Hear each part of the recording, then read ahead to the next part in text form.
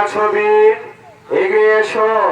মহারাজ উদয় সিংহ আজ অস্ত্র ধরবে, হয়তো তার তরবারি নিচে মাথা বাড়িয়ে দাও, না হয় তাকে হত্যা করে অধিকার করে নাও এই উদয়পুরের রাজ সিংহাসন।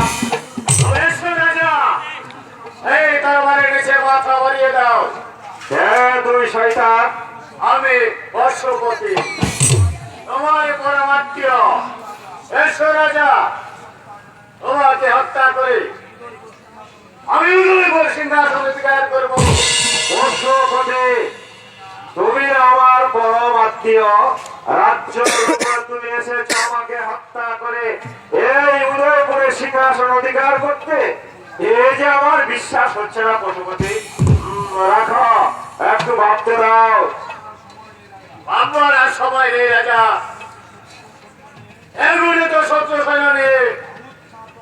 দাউদকে হয়তো প্রাসাদে প্রবেশ করবে, শীঘ্র এসে সিংহাসন অধিকার করবে, কিন্তু তারই পূর্বে আমি তোমাকে হত্যা করে সিংহাসন অধিকার করব। তাতেই কি তুমি দাউদের হাত থেকে মুক্তি পাবে ভেবেছ? আমি তার বর্ষতা স্বীকার করে নেব, আমি তাকে রাজ করে দেব। তবে শুনে রাখ শয়তান, এই উদয়পুরের পবিত্র রাজ সিংহাসন তোর মতো একটা চরিত্রহীন লম্পটের জন্য তৈরি হয়নি। তবে যাই হোক, তোমাকে হত্যা করি আমি